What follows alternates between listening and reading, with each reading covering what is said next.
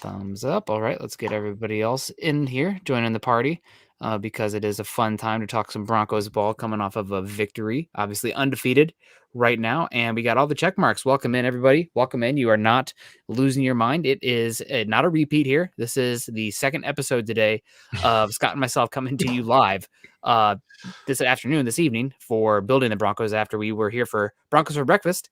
And Scott, it's good to see you again. Good evening. Broncos for dinner. Yeah. What could be better? You do not adjust your set. It is us again. And but there's so many new faces in the evening. I'm Scott Kennedy. For those of you who don't know me, we do Broncos for breakfast with Nick, and have a good time. There will be a lot of familiar faces in here, and happy to answer any questions that come through. And looking forward to a Building the Broncos episode tonight. Yeah, no, it absolutely would be great. Unfortunately, we do have news today to discuss. It's not since this morning. It's not exactly the news you want to hear, but we can continue our conversations from this morning as well. And also, as always, we love it when the chat can get in here and add to it as well, and we can riff off of that. But guys, if you have not seen us before, obviously we are Mile High Huddle. Scott and myself have the morning show on Tuesdays and Thursdays for Broncos for breakfast, but joining us today for Building the Broncos, which is our Tuesday show, Carl will be back at some point. Right now, he's taking care of things more important than football, which is, I know has to be very important if it's more important than Broncos football. But he's abroad right now, and looks like he's having a good time. So making sure he'll be back. Don't worry, guys. He's not lost forever. But for now, it's Scott and me coming at you live. Make sure you guys are following Scott and myself on Twitter, Scott at Scout Kennedy, and myself at Nick Kendell MHH. While you guys are over there, follow us at BTB Football Pod, as well as at Mile High Huddle. If you guys are joining us on Facebook today, please go to facebook.com/Mile High Huddle. Become a supporter. Also, facebook.com/Mile High Huddle Pod. And also, guys, YouTube. Subscribe, like, and share. Probably the number one way you can get after us to help us a lot. If anybody wants to get in now with the Justin Simmons jersey sweepstake, make sure you're getting in the super chats and the superstars. We're going to raffle it off just like we did the Von Miller jersey last month. So make sure you get in those. I mean, $1, you're getting in there for a chance to win a Justin Simmons jersey. $1 for a Justin Simmons jersey. Sign me up. Also, guys, make sure if you're joining us today on YouTube, you also follow Scott's channel at youtube.com/C/Scott Kennedy, and free publicity. I'll be over on Scott's channel tomorrow. We're going to do a little morning show over there on Wednesday. So a lot of Scott and Nick action going on here. And anything new happened since you've been gone? You watched some Chelsea soccer, I know. Yeah, I watched some Champions League. Champions League is one of my favorite competitions on earth in sports. I like it just about better than anything. So Champions League started this afternoon. What's nice is it doesn't interfere with, American football. That's very true. It's in the middle of the day. That is very true. I am vicariously a bandwagon Chelsea supporter. I'm much more of a fan of the international clubs. So when like World Cup or Euros on, I clear my schedule. I'm watching that. But I will tune in to catch Chelsea every once in a while. Stamford Bridge is beautiful. Love those Blues as well. Let's get to the chat here. See everybody coming in here. BNS coming in. That Michael Ojemudia injury is looming large now, huh? Luckily, we are semi-deep at cornerback. True that. Michael will be back hopefully soon, also dealing with a hamstring injury. So we'll see. But the Broncos got depth, and they're one of the teams. Injuries are unfortunate, but if there was any positions, we're like, okay, I feel solid about the Broncos' depth here. It was interior offensive line with Moody, the first guy off the bench. Cornerback with Surtain being the first guy off the bench, I guess. And then wide receiver. And boom, boom, boom, 1 weekend. You're already relying on that depth. So here we are. Flipping Booch, true. I don't know what that's about, but Flipping, it's good to see you. Jay Kozad saying exactly we didn't need one game in, a starting cornerback and receiver going down. Luckily, we got a couple somewhat easy games ahead. No easy games in the NFL. What do you think? Couple of easy games. I mean, relatively, yes, but probably a lot of people thought the Ravens would go against the Raiders last night being a relatively easy game. And any given Sunday or Monday. It's okay for us to say it. We don't want the team thinking like that. But yeah, the Jacksonville Jaguars shouldn't be the toughest test that the Broncos should face. But in the NFL, any team is capable of beating any team. Blah blah blah. Don't want to overlook them, and more importantly, don't want to jinx them because I firmly believe in all of those superstitions. As Irish as I am, so yes, I'm very superstitious. But that one's not up to us. It's okay for us to say that. Yeah, they're easier games, you'd think, coming in. Yeah. And you wouldn't need to be at your very peak ability in order to beat the Jacksonville Jaguars. Yeah, neither of these teams are thoroughly impressive. Broncos still are, personnel-wise, definitely should lap these guys. Anything can happen. But I think with Teddy Bridgewater riding the ship, I don't think this team is going to overlook the Jags at all. And they're just going to look to play safe, sound football. And as we saw last week, it wasn't always the most dynamic, the most exciting offense, but competent offense and moving the ball. That's beautiful to me, man. I'm a jaded Iowa fan, so I'll take what I can get. Joshua Hickey coming in here with a $5 super. Thank you so much, Joshua, for your support. We appreciate that and getting your chance to win a Justin Simmons jersey at the conclusion of this month. Joshua says Patrick Surtain II is ready. Caden will get more snaps, and we could see him get his name at the other safety position changed from lead to ink. I'm not sure what the lead to ink is. Maybe that's some vernacular that is not in my wheelhouse. But what do you think? Stern's coming in here and playing the more 3 safety looks, and also Patrick Surtain, ready or not? Patrick Surtain's ready. Is he going to be Ronald Darby?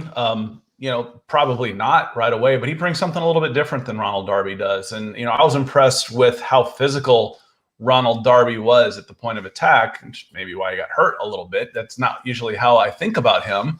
Yeah. But Patrick Surtain certainly is physical. 6'2", 205, very, very strong, and can play that freewheeling, almost free safety position. But now he's going to be needed where he was drafted for, which is a cornerback position. But, you mentioned before the depth there at corner. You're still throwing 3 pretty good corners out there, minimum. 3 named guys that most people will recognize when you lump in Bryce Callahan. That again, if you've got to have an injury now, it's good to get it over with early, and at least be at a position of strength for you. Yeah, no, absolutely. I do think it's interesting that Patrick Surtain was, I guess, call it what you will, but he was benched after that missed tackle. It would have been almost an impossible ask of him with that deep crosser to cover that, especially with Alexander Johnson. Probably not getting as much depth as possible, but that's is what it is. I'm more upset about the missed tackle there than anything.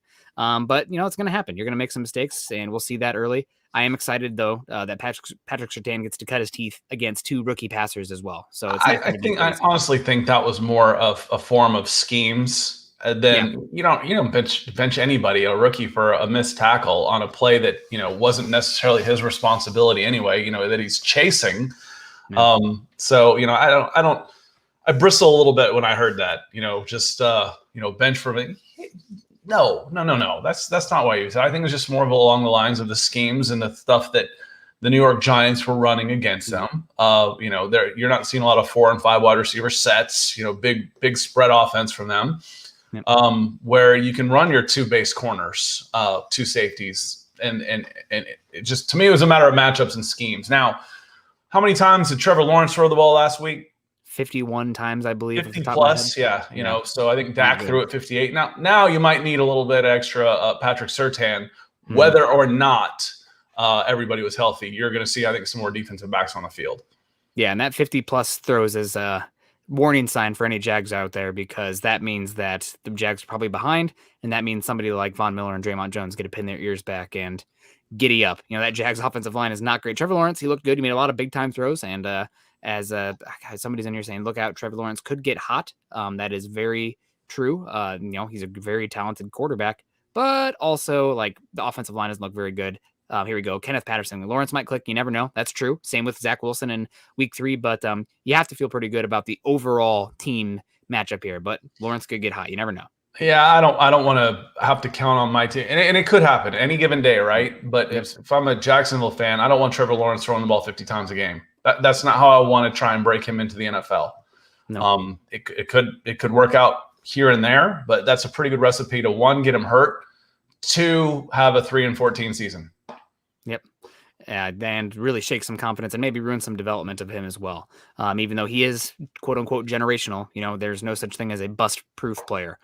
We got Brandon Harden coming in here with the $5 super over on YouTube. Thank you so much, Brandon. Brandon says, Bama Broncos, man, you're living the high life over there. Broncos have 3 starters out for how long?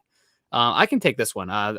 Obviously, we do not know yet about Graham Glasgow. I think Mike Kliss said that he was highly questionable, so it's going to be probably pretty unlikely that we see him this week, which means that you're probably going to see Netane Moody at right guard, which will be probably a mixed bag. You probably see some highlights from him, but also some lowlights, given his ups and downs in pass protection.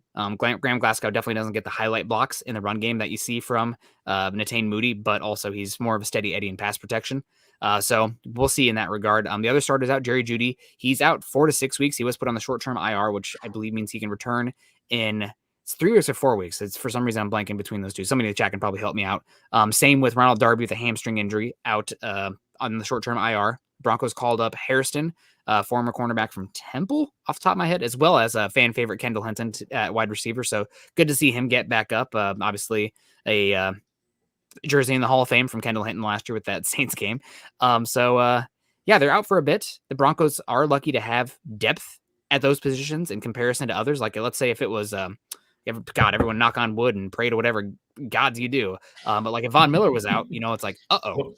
The football gods. What do you mean? The football, I know no judgment here. Whatever ones you want. The old gods and the new.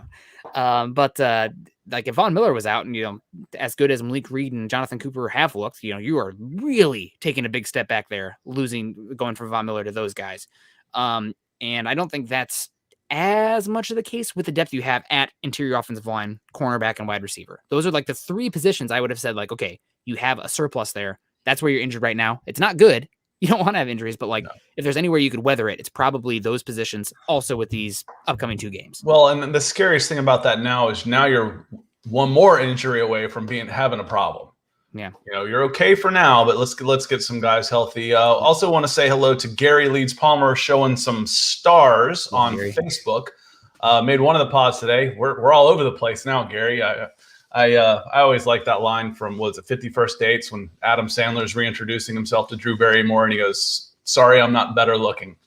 Sorry, I'm not more charismatic and funny, but here we are again. And this might be a good time to take a look at the Facebook leaderboard. I know there is a giveaway going, a contest going, trying to get to 250,000 stars. I know we wanted to try and get that going. So as we look at it now, 32% complete. I think a lot of that about doubled in the last 24 hours, if I'm not mistaken. I remember seeing 18% recently. So going up to 32%. And the subscriber count keeps going up.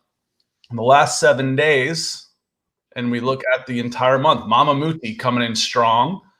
Zeus McPeak. See, I know everybody's nicknames now by this point. Randy Jones comes in and out on YouTube as well. Michael Ranquillo, big fan of the shows and always super supportive of all of these people. Josh Shadow coming in yesterday. Josh came in big time yesterday. Travis Weber, he is I think he's already in today as well. Howie freaking Day. Is Howie allowed to win? Howie won it last month. So appreciate you as well. A lot of these names we recognize from both sets of shows and all of the stuff that we do. And we just simply, we wouldn't be here without you. It's pretty much, it's that simple. So Thank you very much for all the support as we look and move forward to the Justin Simmons, correct? And then Justin Simmons we got this month? Absolutely. Justin Simmons, arguably the best safety in the NFL and also one of the best people in the NFL. So there's a jersey that you want to get. That's probably one of the best you can get because, that kind of a good guy, probably not going anywhere. Also signed that big contract. So there's some staying power with that jersey, which is great. We got Chase Wellner in the house coming with $5 over on YouTube. Thank you so much, Chase. Getting your home ball. That's I still love the Happy Gilmore reference there. Also, I guess shout out to good for your home. Yeah, and shout out to also, I know, good friend of Adam Sandler and also was in Happy Madison, Billy Madison. Norm Macdonald passed away today, 61 years old, which is really bummer. He was a good comedian. If you have a chance, he was always my favorite talk show guest because he was just freaking hilarious. He'd kill those guys. Him and Conan O'Brien, some of the best chemistry. I love those guys. Chase Wellner, though, $5. Afternoon, fellas. Which team surprised you the most this Sunday? Arizona had a nice win. How about you, Scott? Who surprised you? I was not expecting the Saints to roll through the Green Bay Packers. Yeah, that's a good one. The Saints were a little bit of team turmoil, missing a bunch of starters through injuries, through all kinds of stuff. Basically, every headline for the Saints had in the last 2 months was negative. Even to you're starting who at quarterback? And then you got Green Bay coming in, always a perennial NFC favorite, and New Orleans whooped them pretty good. So, and then I actually let Nick talk me out of my Steelers. I'm just a huge Mike Tomlin fan. So to me, Nick and I say we all have biases, and one of mine is that flat out, I don't know what else is going on. I haven't watched football in 20 years, but the Steelers are going to be good. And I let Nick talk me out of that one, and I shouldn't have, because the Steelers are usually pretty good. We'll see. I'm curious to see how they match up against the Browns when the time does come. But the Steelers defense the Cleveland gets one win in 10 years, and all of a sudden people are getting all goofy. I just like the personnel. I'm not judging the names on the back when it comes to. No, I'm kidding. I was born in Akron, Ohio, a suburb of Cleveland, so I'm familiar with the pain of the suffering Cleveland fans. Yeah, no, it's pulling for them. I'm not the biggest Baker Mayfield guy, but he's definitely good enough to drive the bus. Maybe not be the bus, but drive the bus. I guess my biggest shock is Houston coming in and just punching repeatedly the Jags. I thought that Houston was supposed to be an all-time dumpster fire team this year. They're trading everybody left and right. Brought in a coach that everybody's like, who the heck is that guy? He was a running back coach for the Ravens before. And the Jags came in and just were absolutely terrible, just awful. And then I don't know if you saw the whole thing today with there was a big, I guess I'd call it some drama on social media between Denver media and the Jags because their PR person didn't make Urban Meyer available. He's not going to take questions from the Denver media. And they were pretty much, there was a big back and forth there that was pretty funny from this side of things. But Urban, it's already really gross there for Jacksonville and Urban Meyer. Yeah, it's Urban's got such a humongous ego, and for it doesn't play when you are trying to coach people who are making as much money as you are, and acting that way. It's a different mentality. I'm not saying he's going to fail, but it's that team had the #1 draft pick last year for a reason. They're not good. So I think part of what you're doing there is coming in and trying to set expectations. And the expectations are, as we've said, Nick and I, for those of y'all who haven't watched our show a lot, is just don't get Trevor Lawrence killed this year. Yep. I think back to, Troy Aikman being a #1 overall pick in 1988. Falcons or the Cowboys went 1-15, and then from '89 forward, they did pretty good. Yeah. Don't get him killed. Don't get him killed. Don't shake that confidence. Also, don't make him cut his hair. Dylan Von Ark's coming in here. Sup Broncos country. Make sure you guys hit the like button on the way in. If you're hanging out here, that's always great. Rufus talking about the injuries. He's saying it's always something leaking right there, Rufus. Thank you very much. We got Mike S in the house saying, what's up, Broncos country? I think Pat is ready and he'll surprise people. I don't think he's going to surprise anyone in here, but maybe he will surprise abroad. Maybe this is the crack in the door also for him to take it and run with one of the starting 3 cornerback groups, and gives him a chance to win that defensive rookie of the year position, which, there's a chance for sure. It's hard to get quality snaps in this defense at the defensive backfield, but injuries happen. And when they signed Darby, that was one of the big talking points. Like, this guy's had hamstring injuries and whatnot almost every single year of his career. And here we are. So glad to see the Broncos having depth at one of the most important positions to have depth, and feeling pretty confident in Surtain. Now, if one of these other cornerbacks go down and you're down 3 of your top 5, gosh, everyone knock on wood again. Then you start to have issues there. And oh man, what are the Broncos supposed to do? Like, nobody could really overcome that depth wise. But right now they're in a okay spot, I would say still. And you're going to get Darby back at some point. You're also going to get Ojemudia back at some point. So it's going to be okay. Mike S coming in saying, what's up, Broncos country? I think Pat is ready and also surprise people. All right, Mike, thank you so much. Jay coming in. It's for real big time drag 2 years in a row injuries before we even started. Buddy, Jay, that's the NFL. This is why depth is so important. And everybody looks at their roster and oh man, we're looking great across the board, blah, blah, blah. And I won't lie, I'm definitely somebody who looks at the roster and okay, if somebody offered a 3 for Bryce Callahan, I'm listening, because I'm on that hunt for that next quarterback. But this is showing the other point where it's okay, well, everybody's trying to win right now. You need that. So here's an interesting super. I recognize that guy. Oh, man. Whew, hot off the press. Broncos breakfast, hat, and T-shirts available in the merch store. Broncos for breakfast. We're getting our own gear? I feel so official. We made it. Looks like we made it. Well, I'll tell you what. So in the merch store, so we'll make sure we link that before we get out of here. The merch store. I think it's just huddleuppod.com, if I'm not mistaken, right? I believe so. Yep. HuddleUpPod.com. Get your swag on. So yeah, that's great. Maybe the producer working behind the scenes can pull up that new merch so we can get it in here and show the people exactly what they could get. So also the stars are shining. Butch coming in with some stars, and Andrew coming in with some stars. Andrew Baker. Andrew's question is, what was our weakness in week 1 that we need to work on? I know no injuries, but it's the NFL.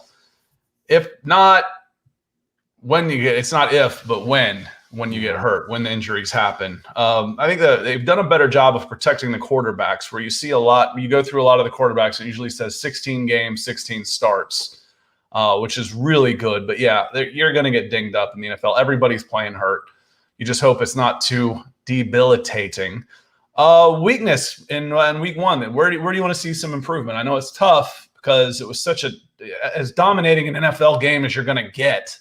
But there's always things to work on. What are you thinking about? Ooh, I really like that Broncos for breakfast hat. That is sleek. Man, that's a good looking hat.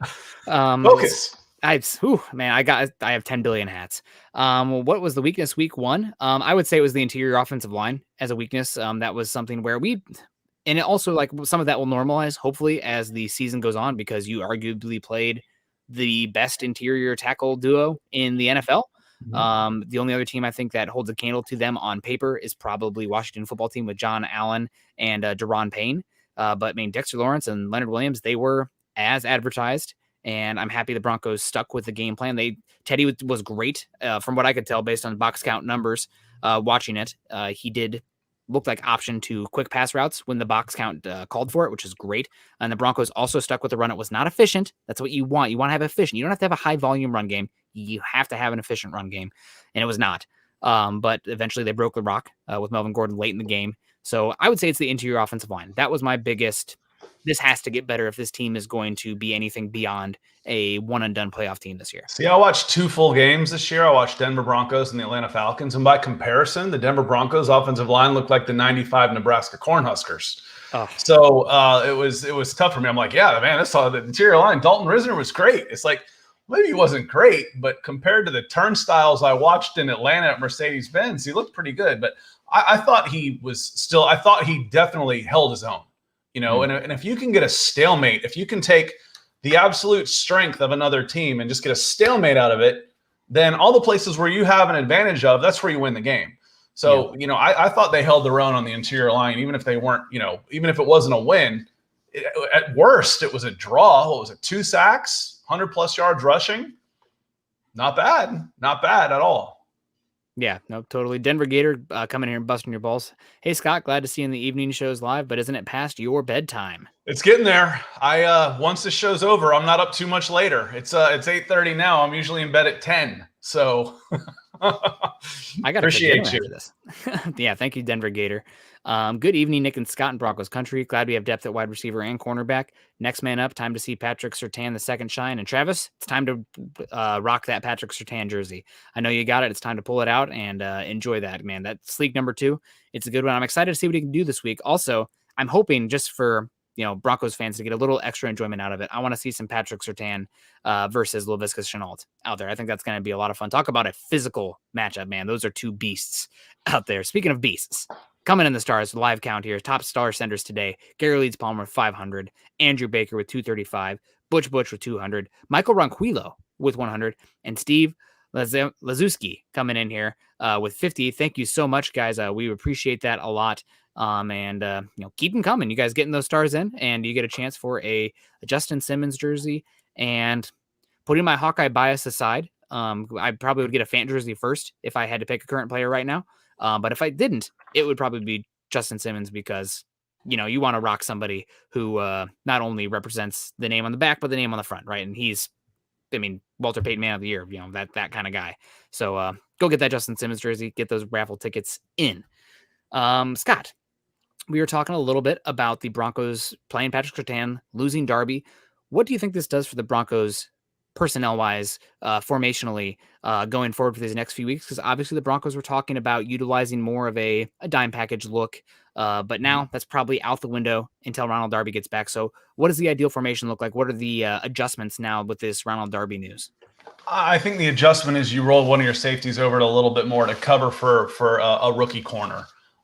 With Darby, you paid Darby all that money to put him on an island to make sure that he was taken care of and where I could cheat my safeties inside a little bit more, help out in other places. But initially, at least, your safeties are going to want to keep an eye on the rookie corner. What I do think it does, though, is I think it helps you a little bit more against the run. I think automatically Patrick Surtain is going to be better against the running game and stuffing a wide receiver who's trying to seal him off and containing the edge than Ronald Darby is. And Ronald Darby's not bad, but I think Patrick Surtain will be better against a run. So at that point, maybe you don't have to cheat as much, so you're less susceptible as a safety to a play action pass or any type of misdirection like that, because I don't have to cheat over that way on running plays. So there's a little bit of a trade-off there where I think you might be a little more susceptible against the pass, obviously, but even better against a run. Now, what's interesting on that is the Jaguars didn't run the ball last week. No, they did not. So, what you're going to do is you're going to want to give him some help initially. Just make sure he's okay. He's been in some big-time games for sure, playing in front of this one's at Jacksonville, right? Yep. Probably so playing in front of 2,500, 3,000 fans or so shouldn't really affect him that bad, when he's used to 100,000 at Alabama. Jacksonville seemed like a library compared to what he's used to. So the moment's certainly not going to be too big for him. I can promise you that. Yeah, no, absolutely. I am curious to see what it means for the Broncos when it comes to the linebackers. Obviously, they were talking about using Surtain more as kind of a dime backer, box kind of cornerback / safety. That's probably not going to happen for a little bit.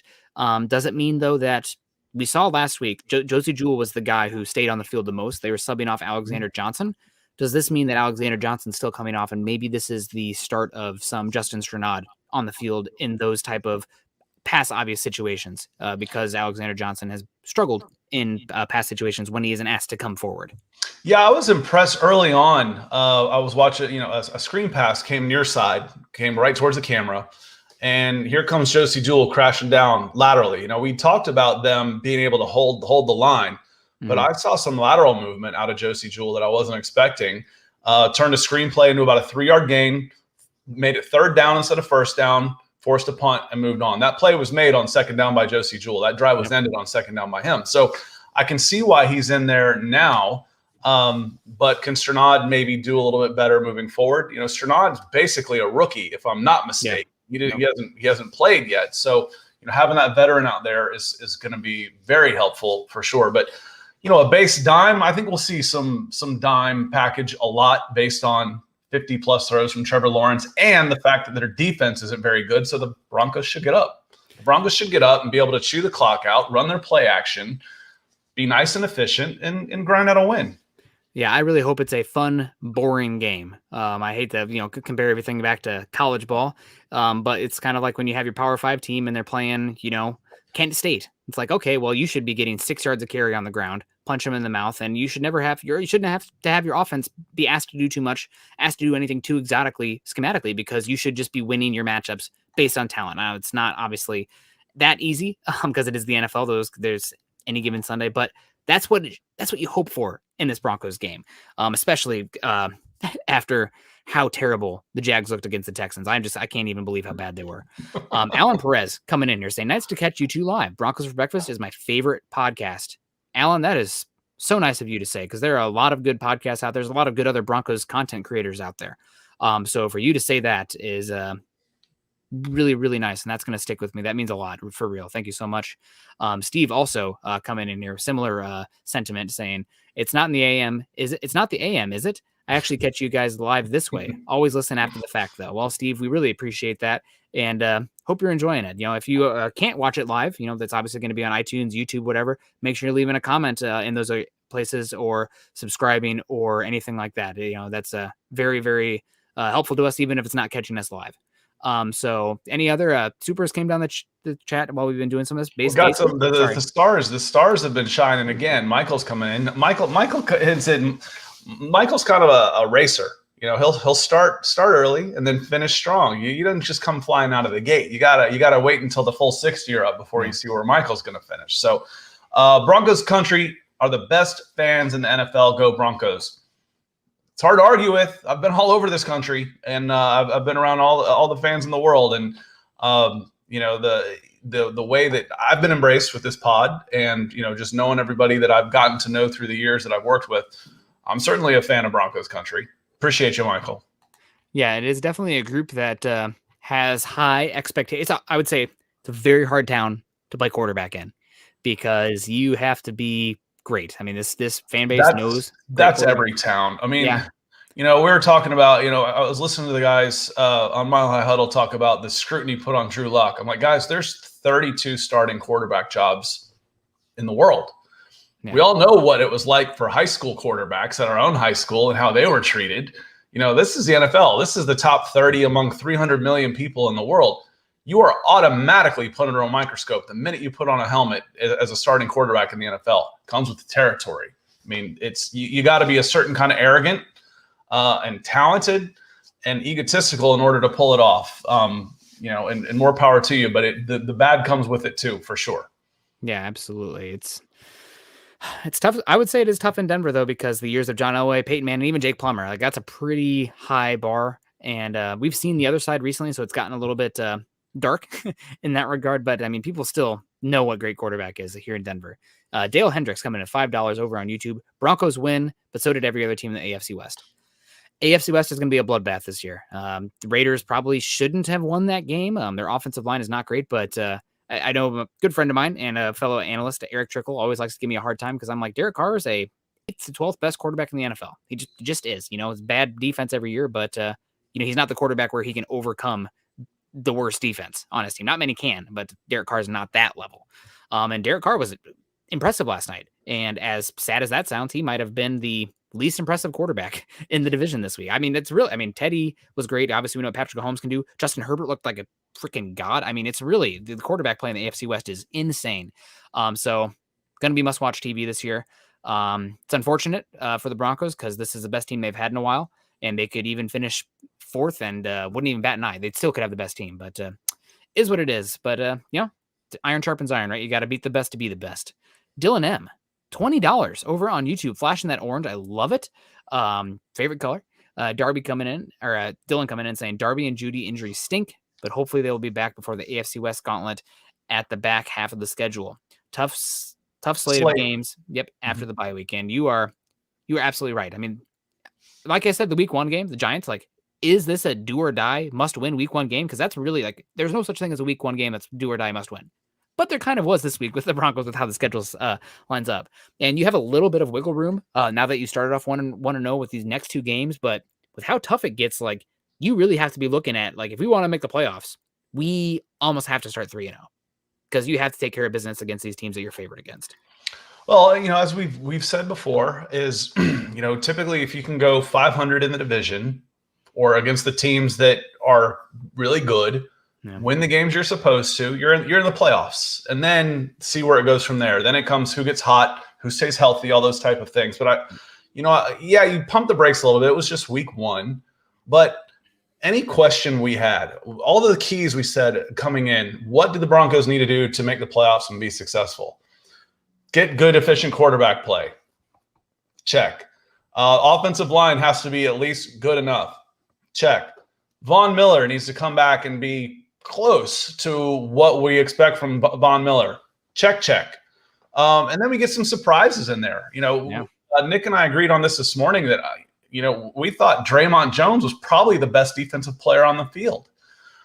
You're starting to get some impressive depth from Shamar Stevens coming in, Jonathan Cooper coming off the bench, Malik Reed, we know what he can do.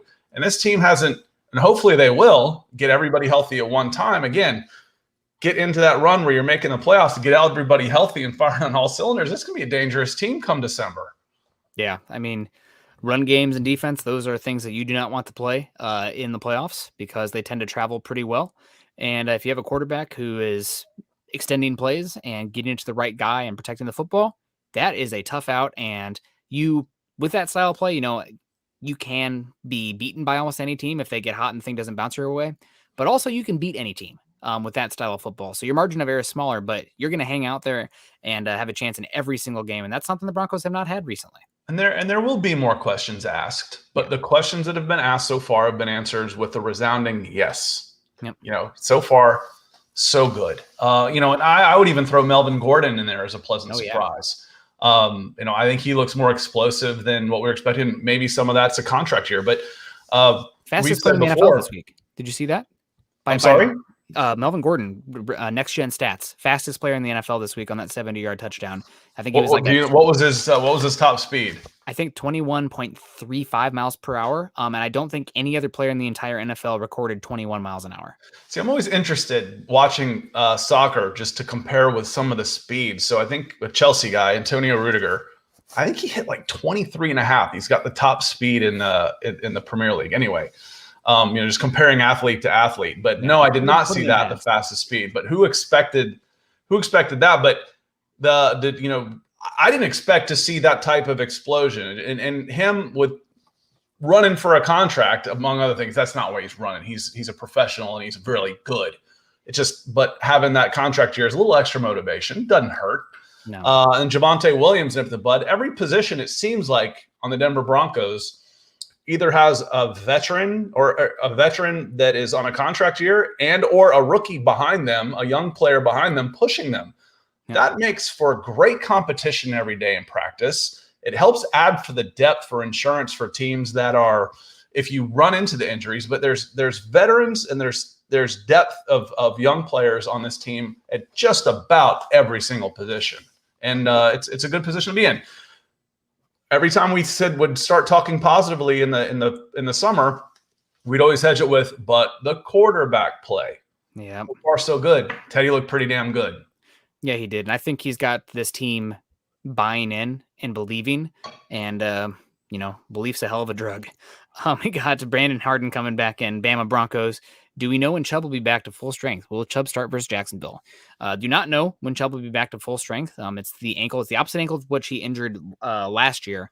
But he might not be full strength for a bit. But I mean, Bradley Chubb at 85, 90% is better than a lot of players. So hopefully that's not as big of an issue for him. But we'll see. Is he going to be back versus Jacksonville? I do think that if he is back, it is going to be on a limited pitch count kind of thing where you're kind of like, okay, let's test it. Let's get some looks in there. Because you feel confident with Reed and Cooper. I don't feel like amazing about them. I don't think either of them are the types of talents you want starting at edge personally. And we've been spoiled with like DeMarcus Ware and Von Miller for all these years. I think they're excellent third and fourth edge rushers on any team. So they can hold it down for especially the next 2 weeks against the Jags and the Jets. If you lose these games, and the reason you lost is because you didn't have Chubb out there, you don't deserve to win, honestly. And being an outsider, I can speak for other outsiders. I don't think, in fact, I know most people don't have any clue how good Von Miller is at extending plays and sealing the edge. You see the stats, you see those are the highlight plays. But watching him battle with tackles and tight ends to extend a play out wide and push an off-tackle sweep wide so that his safeties and other outside linebackers and corners can fill and make the tackle to stuff the running game is impressive. He is a complete player. So I really enjoyed watching him play this weekend. I'm sorry y'all had to miss him, and we'll miss him when he does eventually move on. Who we don't miss because he's here all the time for us is Gary Leeds Palmer. Says just showing some love. Nick and Scott are the best. We appreciate you. And for those of you who can't see it on Facebook, it's a coffee mug. So thank you very much. That's like the quickest. It used to be like, food and stuff, but coffee is a way to my heart now. So appreciate you, Gary. Yeah, thank you so much, Gary. We got Chase coming in now. Who is a wide receiver to start in fantasy with Jerry out? Gosh. Can I be really lame here and say punt? I would not probably take any of the Broncos. Go somewhere else. Yeah, I think if anybody I'm looking to get by right now, based on what we saw week 1, it's Noah Fant. I think Noah Fant is going to be that security blanket for him. Don't fully trust Albert Okwuegbunam yet to get the targets, but Fant looked good. There's a lot of times where Teddy, especially with quick reads, if the box is hot or there's a blitz coming in, he's looking at 87. He was looking at 87, especially up the seam. So. Noah Fant, I think he's going to be, as far as fantasy football goes, probably the biggest beneficiary in my opinion. And here's the problem, because I would probably go with the punt, and this is why. As soon as you asked that question, I queued up an answer in my mind. And I looked in the chat, and it says Hamler. Fant. Who'd you say again? I said Fant. You said Fant. Okay, so Hamler, Fant. And my initial thought was Patrick. Yep. Just because of, he seemed to be kind of a go-to guy over the weekend. But with the Broncos, I don't think you're going to have a fantasy play at the receiver position, maybe at the tight end position, because it's going to be spread around so much because of all those different options we just mentioned. It's a terrible fantasy team. Who cares? Yeah. When you're a Denver Broncos fan, who cares? This isn't the Colorado Rockies where you got pick a Rocky for every fantasy player, every fantasy position because the way the ball flies out of Coors Field. This is, we want to win, and having multiple weapons is going to help you win. So I don't think I would go in any direction. I'd play a wait and see on this if I could. But if I had to pick anybody up on the cheap, if he's available on the waiver wire because nobody really paid attention, I might grab Tim Patrick and stuff him away someplace else and see if I might be able to get – I'd still go one more week and wait and see, but I don't like any of these guys as fantasy options just because there's so many of these guys, which is a good thing for the Denver Broncos. Yeah, I agree with you completely. If KJ Hamler / Tim Patrick are out there on the waiver wire, pick them up. That's an obvious one for me. But actually starting, unless you're in like a 3 wide receiver league that is PPR, then maybe we could talk about it. But I think you probably get a pretty high floor with Tim Patrick in that regard. If you're looking for the boomer bust, though, KJ Hamler. Speaking of fantasy, though, I do think based on what I've seen these next 2 weeks, if you're in that streaming quarterback mode, where you're like, you know what, I'm not going to invest very highly in the quarterback position. I'll just find somebody every week. Teddy Bridgewater might be a fun option these next couple of weeks because you're talking about distributing the ball. Well, maybe not great for any one of the individual wide receivers. Teddy's going to put up a pretty good floor. And also, I think you might even see a rushing touchdowns these next few weeks. Biggest reservation I have is that the Broncos skunk them early. And then you play really simple ball control stuff and to take the ball out of Teddy's hands because there's no reason to put it in his hands. Classic Iowa Hawkeyes. We got the star count coming in here for today. Viewers gave the most stars for this post so far. Gary Leeds Palmer with 1,000. Thank you so much, Gary. You're a real one. Michael Ronquillo coming in right behind him with 900. Andrew Baker probably needs a refresh. I'm guessing that Michael's probably come in and knocked on the door of the lead, if not tied for or taken it with a refresh. Yeah, absolutely. Michael's a maniac. We love it. He's also active on Twitter after all the shows, so we appreciate you, Michael. I saw Greg Smith was in the house too, so Michael said hello to you. There was another aloha I saw at the very top of the show. Someone else said aloha for I appreciate. I love the ability to say hello and goodbye at the same time. Somebody on here was saying how's it, and apparently that's a Hawaiian like how you doing, but how's it was a big thing. Like I've never heard that, but I just wish I was British so I could use the obscenity to say hello and goodbye and thank you like they seem to be able to do. I can't pull that off. I talk to people like that. I better be ready to throw down. Special, no comment. Andrew Baker coming in here, Butch, also Steve. So thank you guys so much. We appreciate it. Appreciate everybody coming in so far who's been just super supportive of the shows. We got Brandon Harden coming back in, man. I think that's his 4th one today. So thank you so much, Brandon. Bama Broncos. Teddy has the highest passer rating at 98. He was number 1 quarterback week. One left. Higher than that. The quarterback rating itself, I know he was number 1, I think, for a quarterback efficiency versus like CPOE and EPA per play. There was only 1 quarterback who rated higher than him. I cannot think of who it is off the top of my head, but Teddy had as good of a game as you could possibly hope. There were a couple throws on the field that I was like, wish he could have gotten that one back.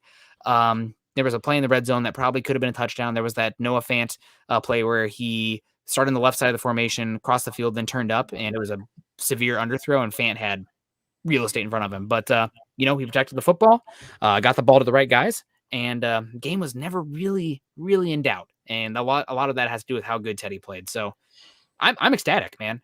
We haven't had competent quarterback play in Denver. We kind of tried to talk ourselves into Case Keenum. I guess that's the closest we've tasted recently. But Teddy playing like that, you're talking about a guy. We might have to have a conversation about a contract extension at some point. That's ideally. Gosh, I'm telling myself and everybody, pump the brakes there. We got a lot of season left to see how that goes. But if that's a taste of what's to come, sign me up, baby. Yeah, he set the bar awfully high. That's as good as That's as good as you can expect. Again, and people are talking about, if he had hit that Hamler pass, there's another. Well, that was right at midfield, right? So that would have been another 50 yards and another touchdown. But looking at Pro Football Reference, which is kind of my go-to, they've got his rating for the season right now, which is just one game, at 115.7. So I'm like, I think he hit about 75% and 2 touchdowns, no interceptions, about 65 yards. What was it? 264. Yeah. I think it's going to be higher than 98. 98 is pretty middle of the pack, and there was nothing middle of the pack about that performance. Yep. I agree with you completely. It's very, very high bar. And like we said before, or I've said before on here, I think it was, you're not really as much of a big NBA guy. Probably the Atlanta Hawks, not the best. I used to be. If you want to talk 80s and early 90s, I can go with Michael Jordan and Magic Johnson and the Bad Boys and all of that stuff. But once the 2000s hit, I kind of fell off a little bit.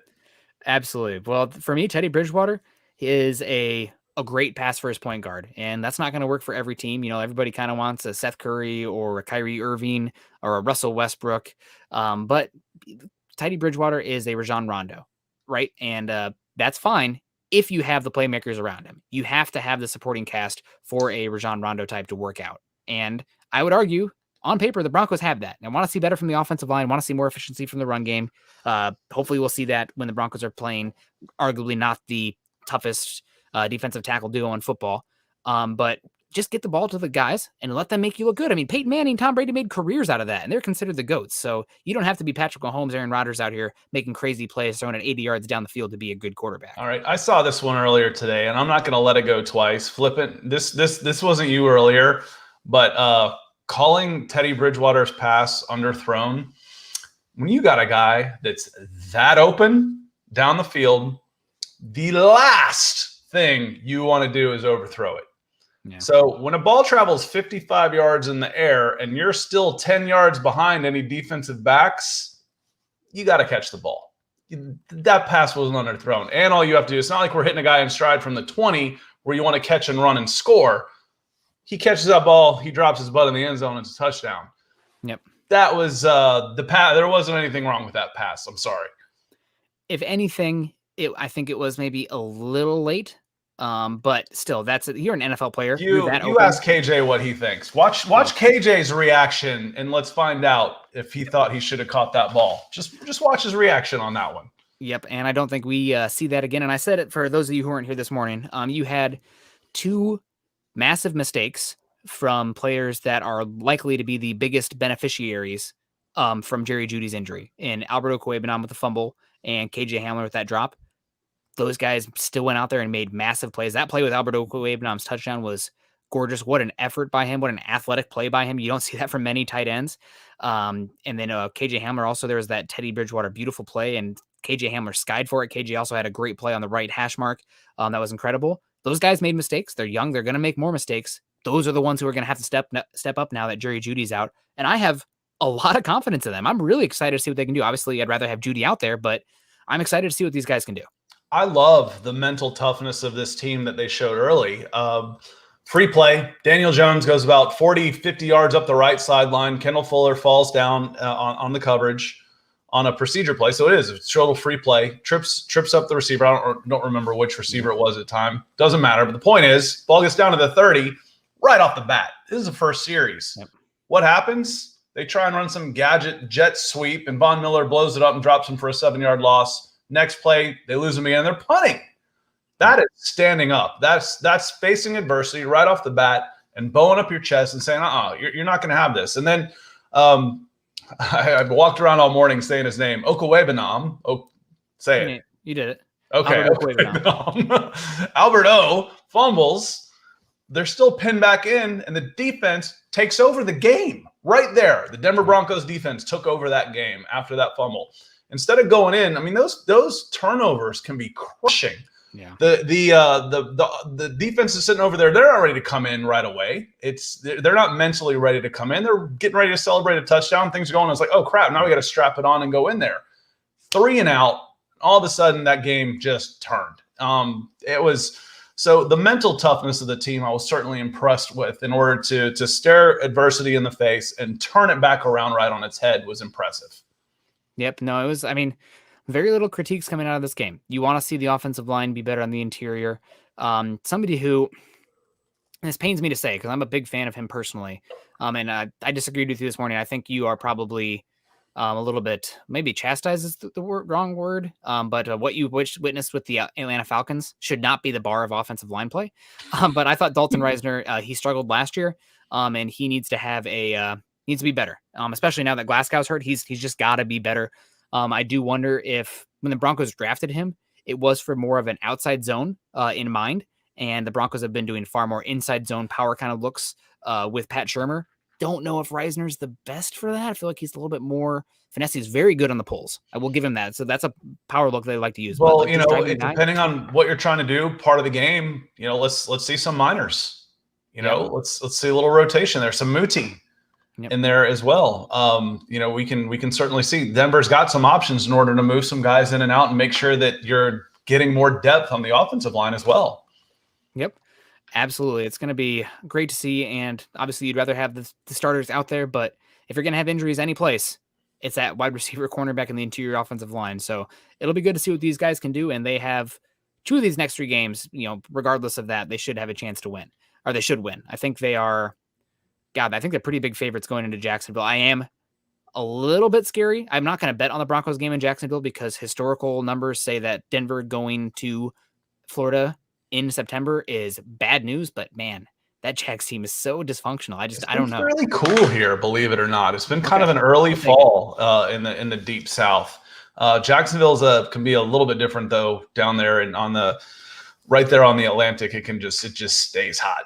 Not Orlando hot, but hot enough. So yeah, small there was a point I was going to make, and I'll come back to it once you have something to say. And I do have something to say because obviously I always do. And thank God for this outlet. Thank you guys, because otherwise my wife would be getting it constantly. And she prefers not to talk about football all day. She's a Hawkeye fan, but definitely. I also want to say you win this round, but we're still watching you. Looking at you, Tom McMahon. I thought the Broncos special teams did not go out there and embarrass themselves. And that is something that we have not seen in a while. Heck, maybe even the Broncos had better special teams play in this game. So to have them go out there and not be an obvious embarrassment, that's a big win for me. I mean, I know we're talking about low bar with the Falcons offensive line compared to the Broncos, but I'll take it because we have not had that recently. And when the Broncos, the style of play they are going to go with this year, special teams cannot be a huge weakness because you don't have that margin of error. So Todd McMahon, like I said, you win this round. We're still watching you, but I guess I'll even say good job week 1, everybody involved. Sam Martin, maybe a little bit on the hot seat, maybe not this year, going into next year. Is the punting somewhat conservative because they don't trust the coverage unit, so he's not kicking it as far? I mean, that's part that could go into it. I'd have to sit down and talk to him to really figure that out. But overall, I thought they did fine, and that's enough for me for this game, given how low the expectations were for special teams. Yeah, and I wanna dig into those numbers just a little bit more because does the altitude have anything to do with punt coverage? Are your punts on the fly? Are they farther? I don't know what the average yard per punt is versus the net compared to the rest of. I'd like to see. I'm a big baseball fan. I love the mathematics and the statistics and the road splits versus the home splits, especially for a team with such a drastic difference like Denver with the Colorado Rockies. So I mean, it's just like, are you out kicking your coverage the way Nick and I did when we got married? That's actually a good thing, but out kicking your coverage is not necessarily such a great thing when you are playing football. Yeah. I remember what I was going to say. You were talking about betting on the Broncos. I'm like, man, there is only one time to bet on your team. One, it's when they're dogs, when they're underdogs, because you can actually double dip on that one. Because if they win, but the other team doesn't cover it, you win both. It's like, hey, I win and I do get paid. But I never bet on your team when they're favorites because they can lose and not cover or whatnot, and they get beat and the team beats the spread. Now you have to pay money and you're pissed off that they lost. So betting on your team, I have to figure this out. Betting against your team when they're dogs is actually a good thing because you can win and get paid. Well, there you go. I guess the last thing, and obviously Scott and I are going to see you guys again on Thursday. We're going to get more Thursday morning if you guys want to join us and get into some more of this Broncos stuff. But this is the game, biggest thing for me. I'm going to be boring, and this is going back to Kirk Ferentz roots, but like seriously, run the ball, control the pace of the game, take some shots, especially when you've punched them in the gut enough times. Get those, and just control the pace of the game.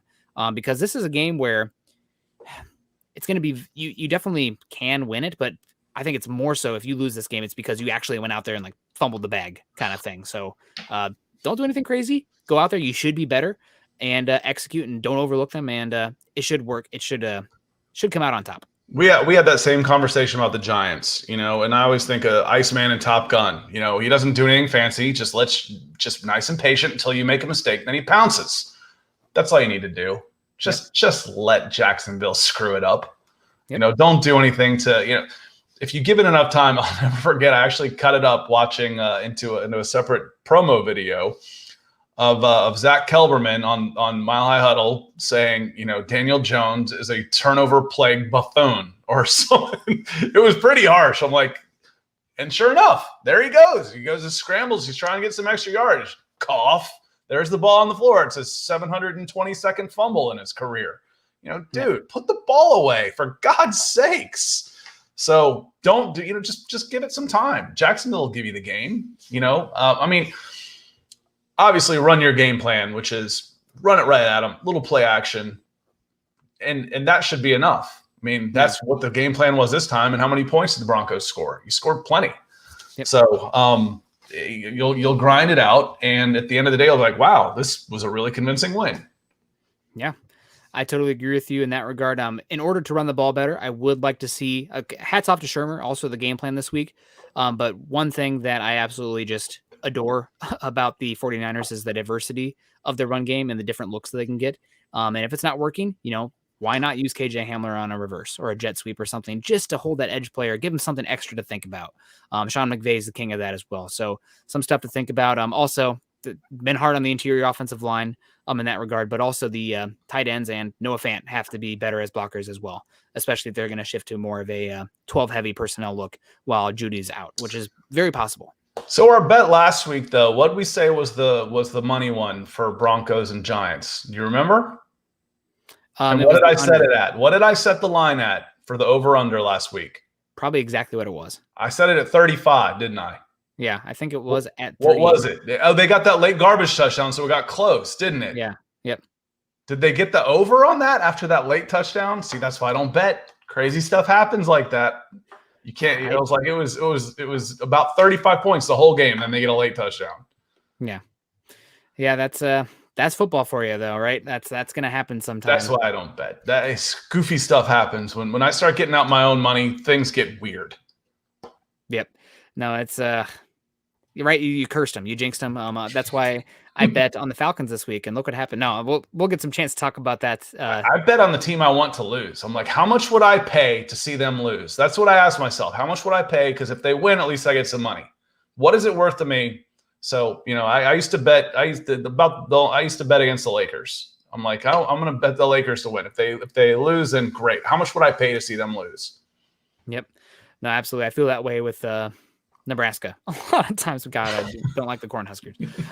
But guys, that's probably gonna have to do it for us today. This has been Building the Broncos. Carl is still out. He'll be back at some point, but I guess for now in the future, going forward for a bit, it's going to be Scott and I, because Luke is coaching some youth flag football. So Scott, as long as you don't have any plans on Tuesday, I think we'll see you here on Tuesday evenings, which will be great. A lot of fun.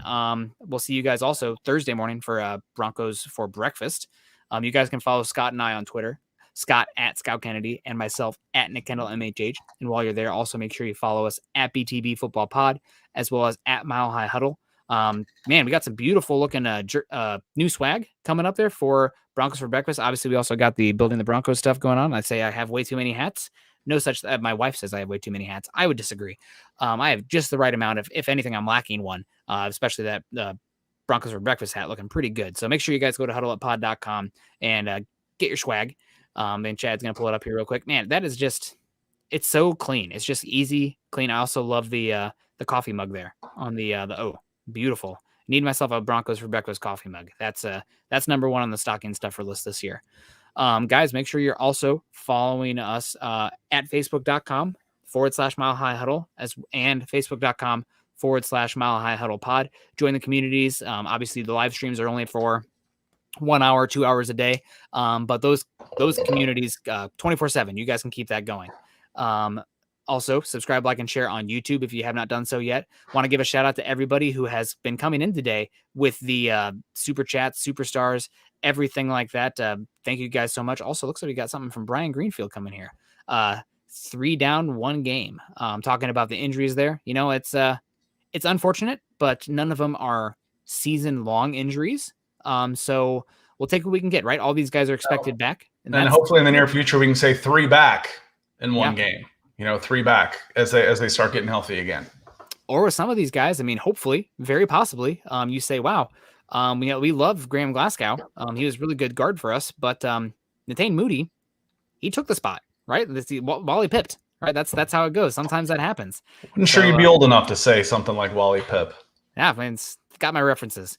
But that's something that very possible with somebody like Patrick Surtain and Netane Moody. Probably not Jerry Jeudy being usurped, but still getting some depth down there.